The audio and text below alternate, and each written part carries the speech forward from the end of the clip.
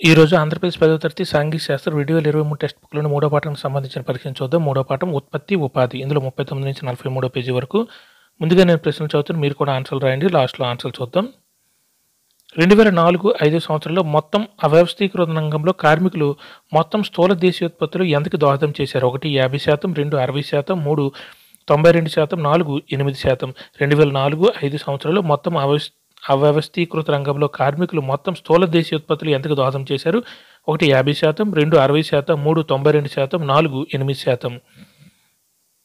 భారతదేశంలోని గ్రామీణ ప్రాంతంలోని ఎంత శాతం కుటుంబాలు సన్న చిన్నకారు రైతుల కిందకు వస్తాయి? 1 90%, 2 75%, 3 50%, 4 80%. భారతదేశంలోని గ్రామీణ ప్రాంతంలోని ఎంత శాతం కుటుంబాలు సన్న చిన్నకారు రైతుల కిందకు వస్తాయి? 1 90%, 2 75%, 3 50%, 4 80%. క్రింది వానలో సరికానిది. 1 అత్యధిక ఉపాధి కల్పిస్తున్న రంగం వ్యవసాయం. 2 అవ్యవస్థీకృత రంగంలో కార్మికులకు ఉద్యోగ భద్రత ఉండదు. 3 సేవా రంగంలో కార్మికులు వస్తువులను ఉత్పత్తి చేస్తారు. 4 పట్టణాల్లో ఎక్కువ మంది సేవా రంగంలో పనిచేస్తున్నారు. క్రింది వానలో సరికానిది. 1 అత్యధిక ఉపాధి కల్పిస్తున్న రంగం వ్యవసాయం. 2 అవ్యవస్థీకృత రంగంలో కార్మికులు ఉద్యోగ భద్రత ఉండదు. 3 సేవా రంగంలోని కార్మికులు వస్తువులను ఉత్పత్తి చేస్తారు. 4 పట్టణాల్లో ఎక్కువ మంది సేవా రంగంలో పనిచేస్తున్నారు. అవ్యవస్థీకృత రంగంలో ఎస్సీ, ఎస్టీ వర్గాలకు చెందిన మహిళల పరిస్థితి మరింత దారుణంగా ఉంది. పని సరిగా దొరకకపోవడం, తక్కువ వేతనం ఉండటమే కాకుండా ఈ కార్మికులు దేనికి కూడా లోనవుతారు? 1 సామాజిక అవివక్షతకు, 2 సామాజిక వివక్షతకు, 3 సామాజిక సమానత్వానికి, 4 సామాజిక గౌరవమునకు. అవ్యవస్థీకృత రంగంలో ఎస్సీ, ఎస్టీ వర్గాలకు చెందిన మహిళల పరిస్థితి మరింత దారుణంగా ఉంటుంది.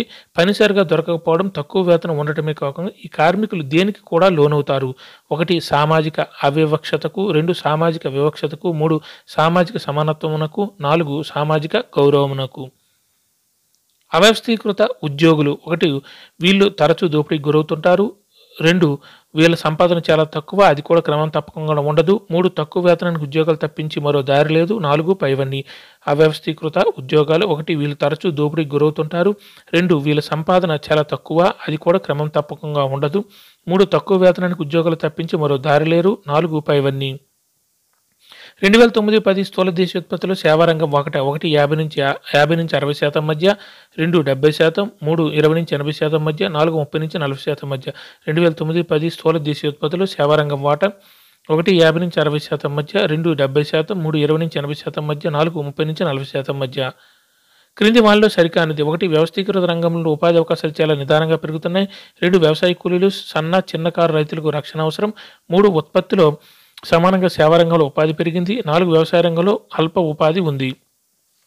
క్రింది వానిలో సరికానిది. 1 వ్యవస్థీకృత రంగంలోని ఉపాధి అవకాశాలు చాలా నిదానంగా పెరుగుతున్నాయి. 2 వ్యవసాయ కూలీలు, సన్న చిన్నకారు రైతులకు రక్షణ అవసరం. 3 ఉత్పత్తితో సమానంగా సేవా రంగంలో ఉపాధి పెరిగింది. 4 వ్యవసాయ రంగంలో అల్ప ఉపాధి ఉంది. ఎక్కువగా సహజ ప్రక్రియను ఉపయోగించుకొని ఏ రంగంలో వస్తువులు ఉత్పత్తి చేస్తారు? 1 ద్వితీయ, 2 ప్రాథమిక, 3 తృతీయ, 4 సమాచార సాంకేతిక. ఎక్కువగా సహజ ప్రక్రియను ఉపయోగించుకుని ఏ రంగంలో వస్తువులు ఉత్పత్తి చేస్తారు? 1 ద్వితీయ, 2 ప్రాథమిక, 3 తృతీయ, 4 సమాచార సాంకేతిక. సేవా రంగంలో స్వయం ఉపాధి పొందుతున్న వాళ్ళు పెద్ద సంఖ్యలో ఉన్నారు. కార్మికులు ఎంత శాతం స్వయం ఉపాధి పొందుతున్న వారే? 1 50%, 2 60%, 3 40%, 4 70%. సేవా రంగంలో స్వయం ఉపాధి పొందుతున్న వాళ్ళు పెద్ద సంఖ్యలో ఉన్నారు. కార్మికులు ఎంత శాతం స్వయం ఉపాధి పొందుతున్న వారంటే 1 50%, 2 60%, 3 40%, 4 70%. ఏ సదుపాయం కల్పిస్తే మిరప, ఉల్లి వంటి ఉత్పత్తులను రైతులు నిల్వ చేసుకుని మంచి ధర వచ్చినప్పుడు అమ్ముకోగలుగుతారు? 1 రవాణా, 2 రుణాలు, 3 మంచి ధర, 4 కోల్డ్ స్టోరేజ్. ఏ సదుపాయం కల్పిస్తే మిరప, ఉల్లి వంటి ఉత్పత్తులు రైతులు నిల్వ చేసుకుని మంచి ధర వచ్చినప్పుడు అమ్ముకోగలుగుతారు? 1 రవాణా, 2 రుణాలు, 3 మంచి ధర, 4 కోల్డ్ స్టోరేజ్. 2004-5 సంవత్సరాలు మొత్తం అవ్యవస్థీకృత రంగంలో కార్మికులు. 1 8%, 2 50%, 3 92%, 4 27%. 2004-5 సంవత్సరాలు మొత్తం అవ్యవస్థీకృత రంగంలో కార్మికులు. 1 8%, 2 50%, 3 92%, 4 27%. వ్యవసాయ అభివృద్ధి చెందాలంటే సాగునీటితో పాటు రైతులకు ఏ రుణాలు అందించాల్సి ఉంటుంది? 1 ఎక్కువ వడ్డీకి వ్యవసాయ రుణాలు, 2 తక్కువ వడ్డీకి వ్యవసాయ రుణాలు, 3 తక్కువ వడ్డీకి పర్సనల్ రుణాలు, 4 ఎక్కువ వడ్డీకి పర్సనల్ రుణాలు. వ్యవసాయం అభివృద్ధి చెందాలంటే సాగునీటితో పాటు రైతులకు ఏ రుణాలు అందించాల్సి ఉంటుంది?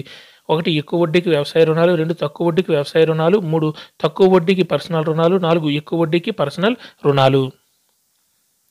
పోస్ట్ మ్యాన్ చెప్పులు కుట్టే వ్యక్తి, సైనికుడు, పోలీస్ కానిస్టేబుల్ ఇందులో వేరుగా ఉన్నదానిని గుర్తించండి. 1 పోలీస్ కానిస్టేబుల్, 2 పోస్ట్ మ్యాన్, 3 సైనికుడు, 4 చెప్పులు కుట్టే వ్యక్తి. పోస్ట్ మ్యాన్ చెప్పులు కుట్టే వ్యక్తి, సైనికుడు, పోలీస్ కానిస్టేబుల్ ఇందులో వేరుగా ఉన్నదానిని గుర్తించండి. 1 పోలీస్ కానిస్టేబుల్, 2 పోస్ట్ మ్యాన్, 3 సైనికులు, 4 చెప్పులు కుట్టే వ్యక్తి. స్థూల దేశీయోత్పత్తి అనేది ఒక సంవత్సరంలో ఉత్పత్తి చేసిన డాష్ మొత్తం విలువ. 1 అన్ని వస్తు సేవల, 2 అన్ని అంతిమ మాధ్యమిక వస్తు సేవల, 3 అన్ని అంతిమ వస్తు సేవల, 4 అన్ని మాధ్యమిక వస్తు సేవల. స్థూల దేశీయోత్పత్తి అనేది ఒక సంవత్సరంలో ఉత్పత్తి చేసిన డాష్ మొత్తం విలువ. 1 అన్ని వస్తు సేవల, 2 అన్ని అంతిమ మాధ్యమిక వస్తువులు సేవల, 3 అన్ని అంతిమ వస్తువులు సేవల, 4 అన్ని మాధ్యమిక వస్తువులు సేవల.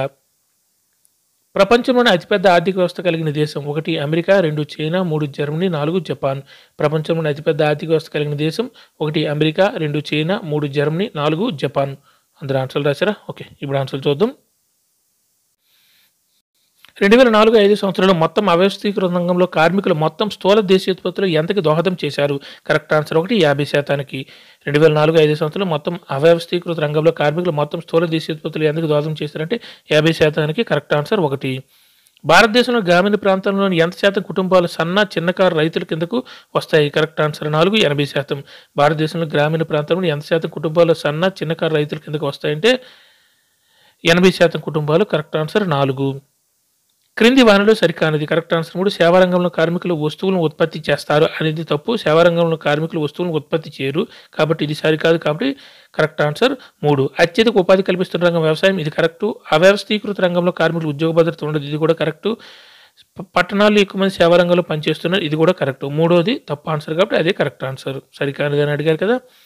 అవ్యవస్థీకృత రంగంలో ఎస్సీ, ఎస్టీ వర్గాలకు చెందిన మహిళల పరిస్థితి మరింత దారుణంగా ఉంటుంది. పని సరిగా దొరకకపోవడం, తక్కువ వేతనం ఉండటమే కాకుండా ఈ కార్మికులు దేనికి కూడా లోనవుతారు?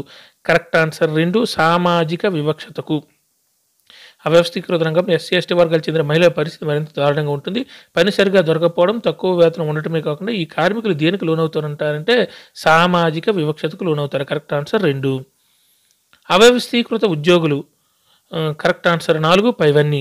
వీళ్ళు తరచు దోపిడీకి గురవుతుంటారు, వీళ్ళ సంపాదన చాలా తక్కువ, అది కూడా క్రమతప్తంగా ఉండదు. తక్కువ వేతన ఉద్యోగాలు తప్పించి మరో దారి లేదు ఈ అవ్యవస్థీకృత ఉద్యోగులకి. కరెక్ట్ ఆన్సర్ 4 పైవన్నీ. 2009-10 స్థూల దేశీయోత్పత్తిలో సేవారంగం వాటా.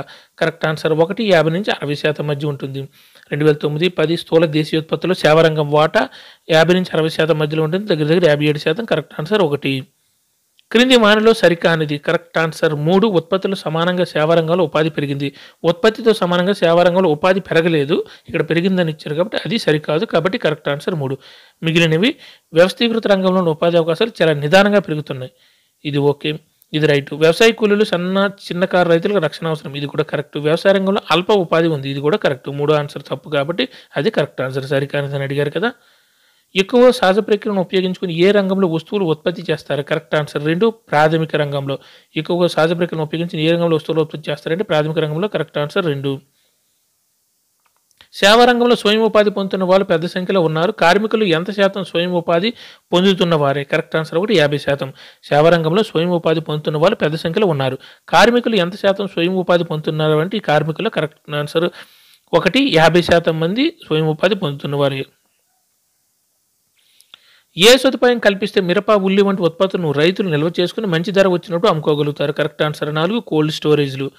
ఏ సదుపాయం కల్పిస్తే మిరప, ఉల్లి వంటి ఉత్పత్తులు రైతులు నిల్వ చేసుకుని మంచి ధర వచ్చినప్పుడు అమ్ముకోగలుగుతారు? Cold storage.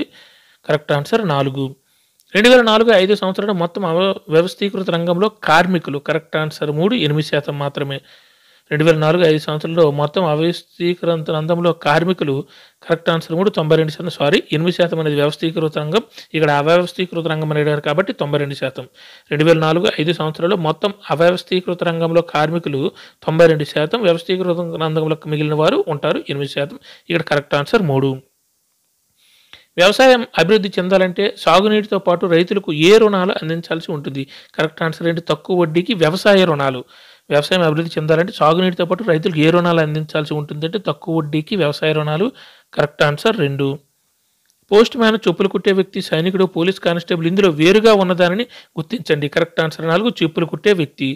పోస్ట్ మ్యాన్ చెప్పులు కుట్టే వ్యక్తి, సైనికుడు, పోలీస్ కానిస్టేబుల్ ఇందులో వేరుగా ఉన్నదాన్ని గుర్తించండి అంటున్నారు. చెప్పులు కుట్టే వ్యక్తి వేరుగా ఉన్నది. మిగిలిన పోలీస్ కానిస్టేబుల్, పోస్ట్ మ్యాన్, సైనికుడు వీళ్ళందరూ వ్యవస్థీకృత రంగానికి చెందినవారు. చెప్పులు కుట్టే వ్యక్తి మాత్రం అవ్యవస్థీకృత రంగానికి చెందినవారు. కాబట్టి కరెక్ట్ ఆన్సర్ 4.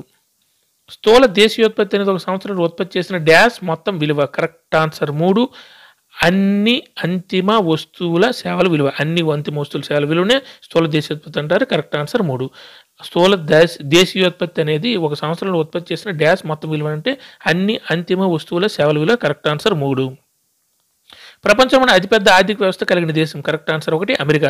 ప్రపంచంలోని అతిపెద్ద ఆర్థిక వ్యవస్థ కలిగిన దేశం అమెరికా, తర్వాత చైనా, తర్వాత జర్మనీ, తర్వాత జపాన్, తర్వాత మనం 5th ప్లేస్లో ఉన్నాం. ప్రపంచంలో అతిపెద్ద ఆర్థిక వ్యవస్థ కలిగిన దేశం ఏంటంటే America. 1st place, 2nd place China, 3rd place Germany, 4th place Japan, 5th place భారతదేశం. ఇక్కడ కరెక్ట్ ఆన్సర్ 1. అందరు ఎగ్జామ్ రాశారా? ఆన్సర్లు కూడా నేను చూసుకోండి.